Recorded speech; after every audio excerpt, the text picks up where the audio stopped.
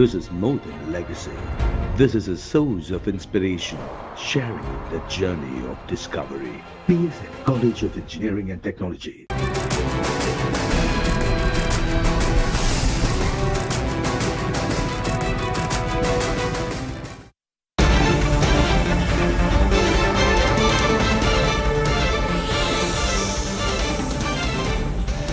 அண்மை செய்தி. ராணுவ தளபதிக்கு மத்திய அரசு கூடுதல் அதிகாரம் வழங்கியிருக்கிறது.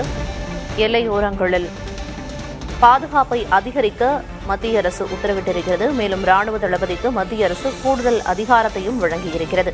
எல்லையோரங்களில் படைபலத்தை அதிகரிக்கவும் உத்தரவானது பிறப்பிக்கப்பட்டிருக்கிறது.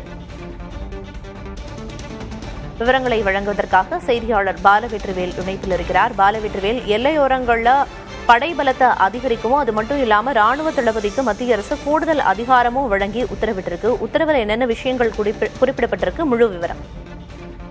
பிரியதர்ஷினி, இந்திய ராணுவத்திற்கு பணியாளர்களை சேர்க்கவும், பலத்தை அதிகரிக்கவும், நிதி ஒதுக்கவும் இந்திய ராணுவ தளபதிகளுக்கு அதிகாரம் வழங்கப்பட்டிருக்கிறது. பிராந்திய ராணுவ விதி 1948 படி மத்திய பாதுகாப்புத்துறை அமைச்சரவை தற்போது இந்த உத்தரவை பிறப்பித்திருக்கிறார்கள். ராணுவ தளபதிகளுக்கு கூடுதல் அதிகாரம் வழங்கி இருக்கிறார்கள். அடுத்த 3 வருடங்களுக்கு ராணுவ தளபதிகள் மற்றும் தலைமை அதிகாரிகளுக்கு கூடுதல் அதிகாரம் வழங்கப்பட்டிருக்கிறது. அதன்படி எல்லையோரத்தில் இருக்கக்கூடிய மாநிலங்கள்ல பதற்றத்தை குறைக்கும் வகையிலும், பாதுகாப்பை அதிகரிக்கும் வகையிலும் ராணுவத்தில் இருக்கக்கூடிய பல உட்பிரிவுகளில் இருந்து ஆட்களை தங்களுடைய ரெஜிமெண்ட்ல இணைத்துக் கொள்ளலாம். அதாவது நிர்வாக ரீதியான மாறுதல்களை பிறப்பிக்கலாம். அதற்கான அதிகாரங்கள் வழங்கப்பட்டிருக்கிறது.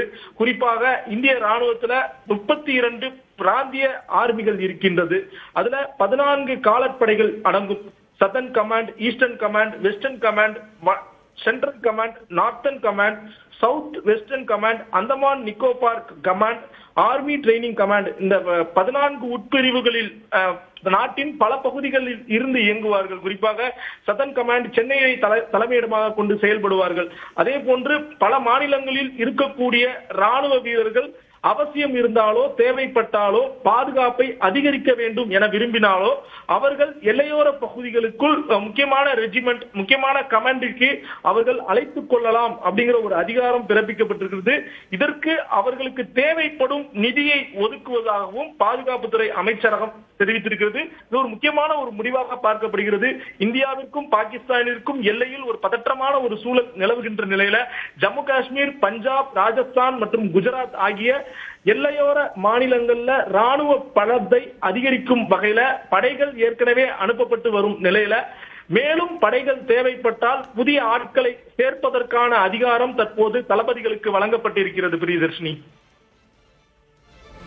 பல்வேறு தகவல்களை சொன்னீங்க. மத்திய அரசோட உத்தரவு குறித்த முழு விவரங்களையும் வழங்கியதற்கு நன்றி பாலவெற்றிவேல். தொடர்ந்து பார்க்கலாம்.